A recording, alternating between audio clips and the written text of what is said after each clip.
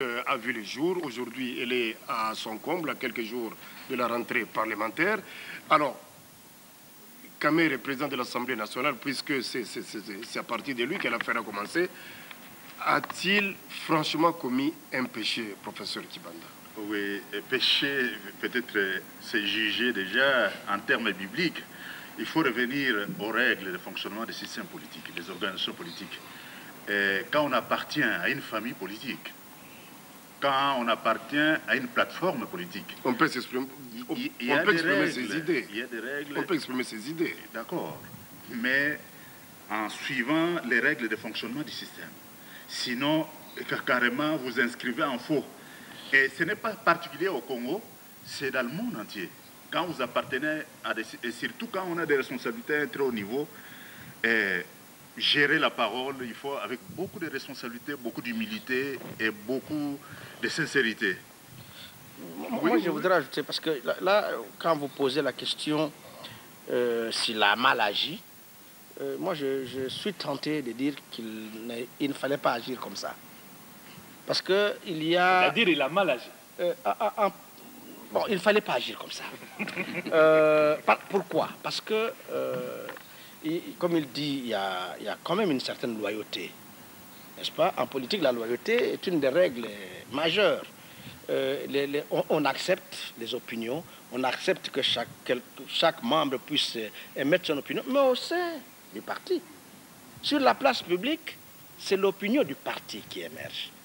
Dès que vous donnez votre propre opinion qui est contraire à l'opinion du parti, je crois que c'est la dissidence, je crois. Hein.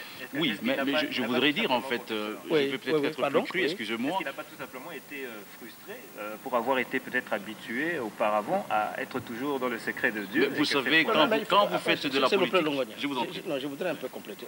Non, frustré, non, on ne peut pas dire ça de lui. Parce qu'il a quand même été secrétaire général de son parti. Donc, au sein de ces partis-là, il est imposé quand même une certaine discipline. Il ne peut pas aller se sentir frustré sur la place publique. Il aurait pu rentrer au parti et leur dire là-bas, ces débats-là. Il a étalé les querelles des ménages sur la place publique. Puis il doit se rendre compte que ce sont des choses que l'on ne fait pas quand on est grand responsable. Et puis, je crois que lui ne devrait pas faire ça. Oui, l'affaire éclatait, mais on pouvait tout de même laver le linge sale en famille. Mais le linge sale avait été étalé sur la place publique. On ne savait plus les laver en famille. Maintenant, ça se lave sur la place publique. Et je crois que ce qui nous reste, c'est de voir un peu quelles sont les conséquences qu'on va en tirer. Parce que dire les linges sales, les linges sont étalés sur la place publique. Et ils sont étalés par ceux qui devaient les laver en famille. Oui, mais d'accord, mais M. Kamere, au sein de l'Assemblée nationale, aujourd'hui, les choses se sont dessinées, semble avoir une certaine majorité derrière lui.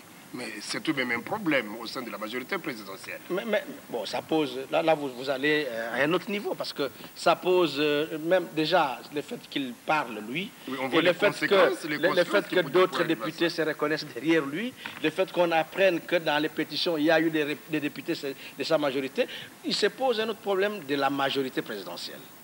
Parce que là, nous allons... Qui est en danger. Qui est factice.